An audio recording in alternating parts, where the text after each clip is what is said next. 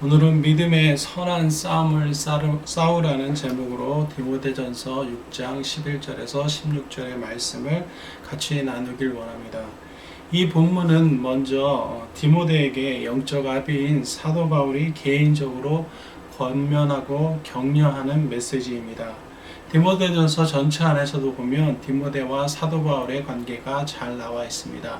1장 2절에도 보면 참 아들 된 디모데에게 편지하노니, 또한 1장 8절에 보면 아들 디모데야, 또한 6장 20절에 디모데야 내가 너에게 분반 모든 것을 지키라고 말하고 있는 것처럼 디모데는 믿음 안에서 바울의 아들 된 디모데임을 알 수 있습니다.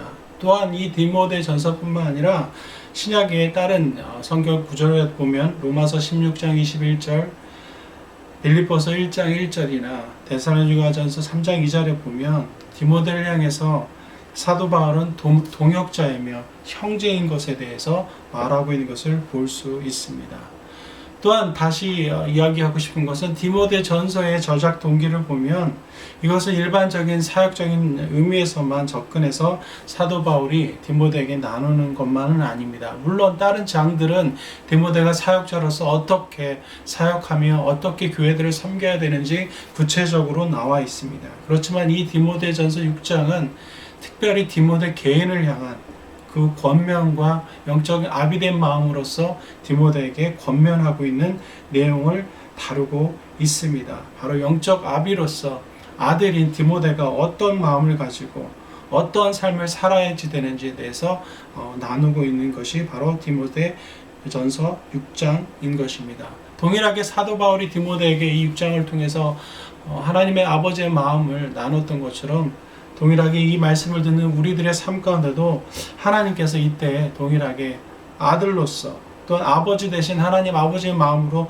다가오셔서 우리가 어떻게 살아야 되는지, 어떻게 믿음의 선한 싸움을 싸워야 하는지에 대해서 그러한 아버지의 마음을 갖고 이 본문을 하나하나 구체적으로 살펴보기를 원합니다.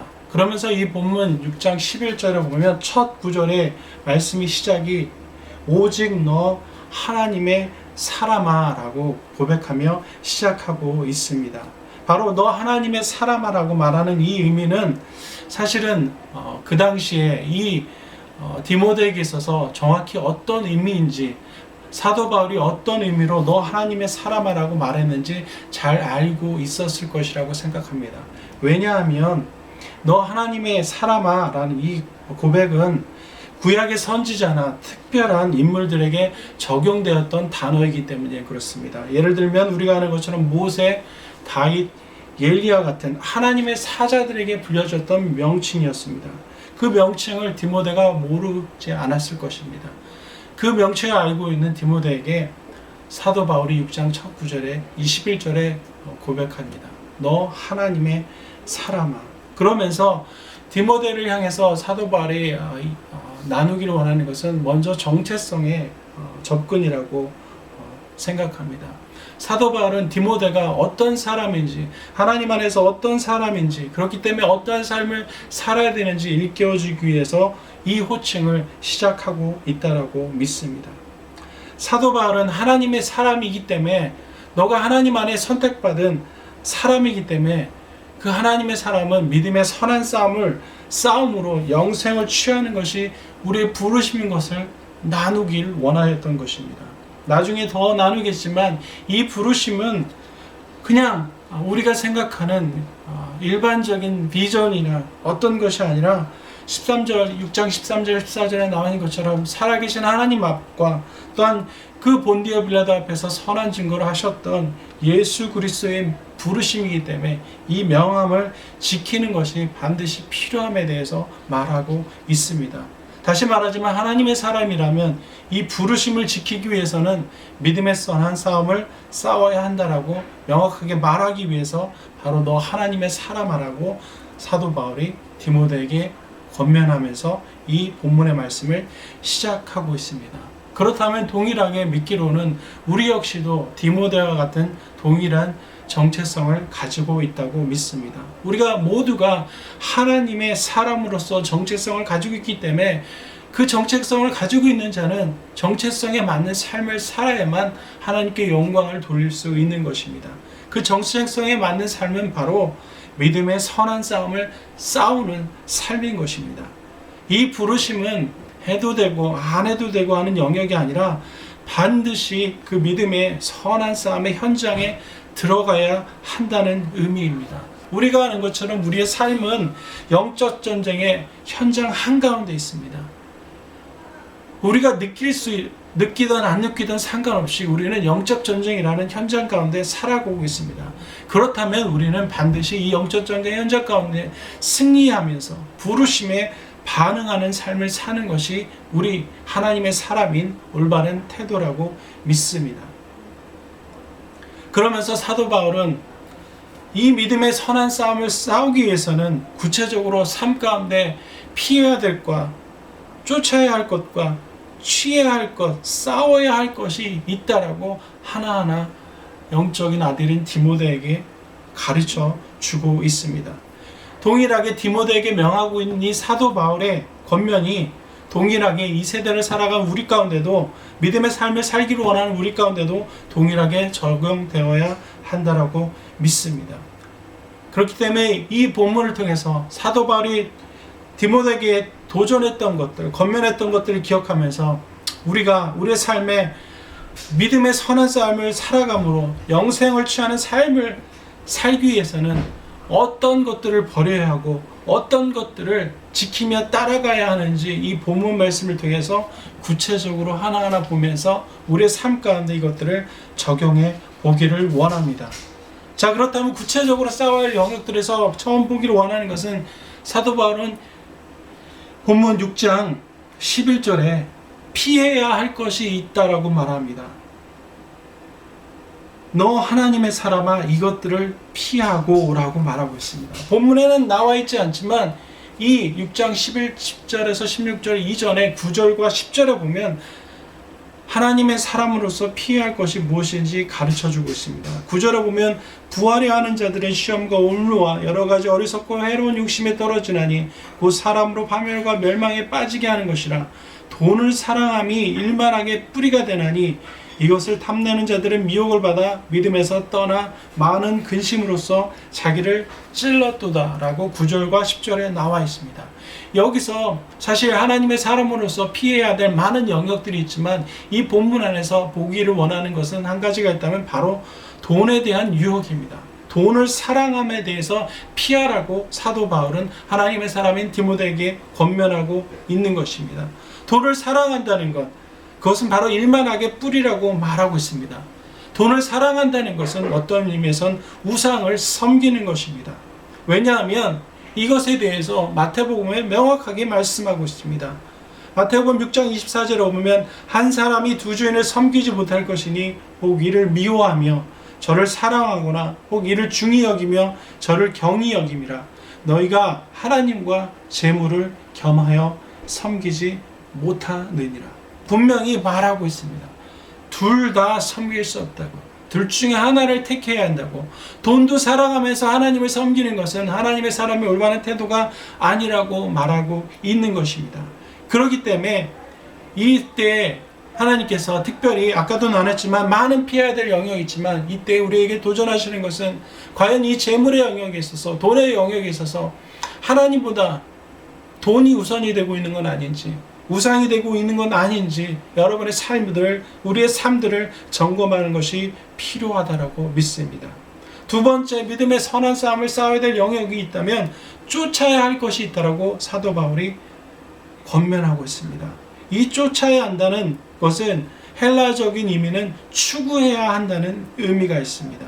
무엇을 추구해야 되는지 11절에 있는 것처럼 의와 경건과 믿음과 사랑과 인내와 온유를 쫓으라고 추구해야 한다고. 바로 이것이 그리스도인이라면 하나님의 사람이라면 반드시 쫓아야 할 영역이라고 사도 바울은 가르치고 있는 것입니다. 디모데전서 6장은 아까도 말씀드렸지만 사도 바울이 디모데에게 개인적인 권면을 하고 있는 장입니다.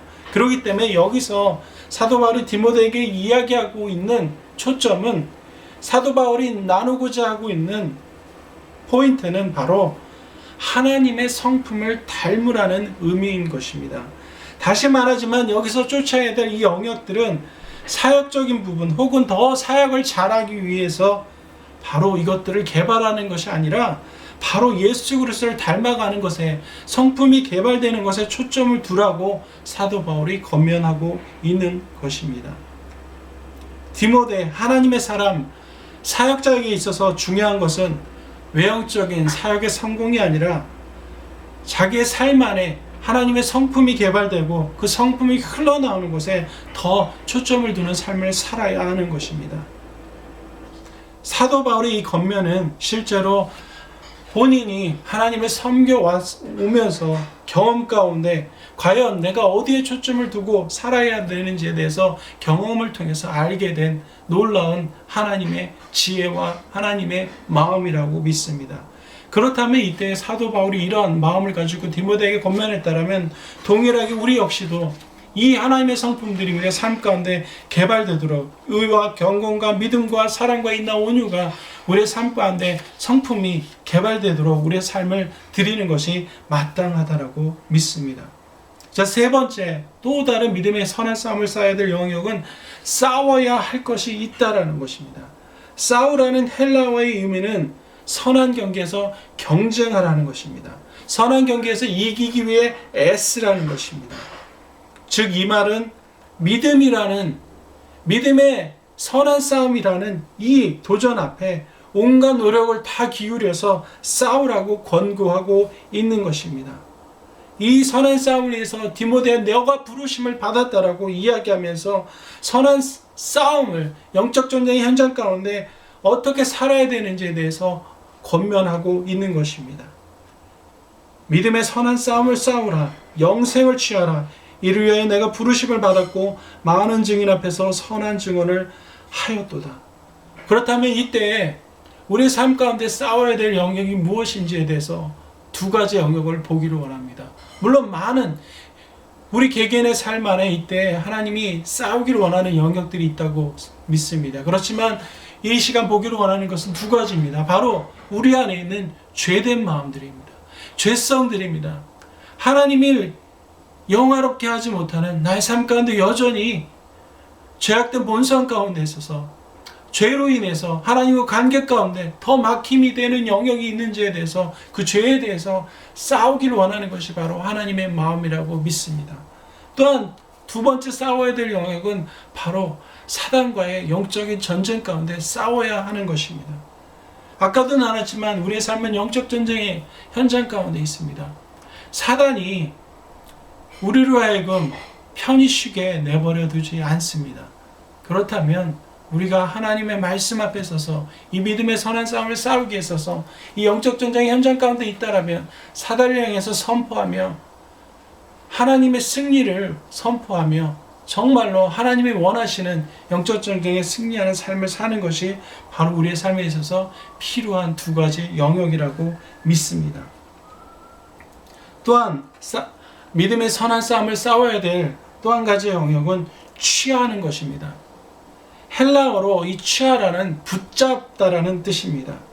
바로 이 본문에서 영생을 취하라고, 붙잡으라고 도전하고 있습니다. 6장 12절에 영생을 취하라, 이를 위해 내가 부르심을 받았다. 물론 영생에 관해서는 여러 가지 해석들이 있습니다. 하지만 여기서 말하는 영생의 의미는 바로 하나님과의 교제의 삶에 대해서 말하고 있는 것입니다. 바로 요한복음 17장 3절에 있는 것처럼 영생은 곧 유일하신 참 하나님과 그가 보내신 자 예수 그리스도를 아는 것이니라. 이런 싸움 가운데 선한 싸움을 쌓아가면서 하나님을 알아가는 삶, 하나님과 교제 가운데 계속 머물러라고 말하고 있는 것입니다. 동일하게 우리의 삶 가운데 적용되어야 한다라고 믿습니다. 영생의 삶, 곧 하나님을 알아가는 것, 계속 취하며 붙잡아야 하는 것입니다.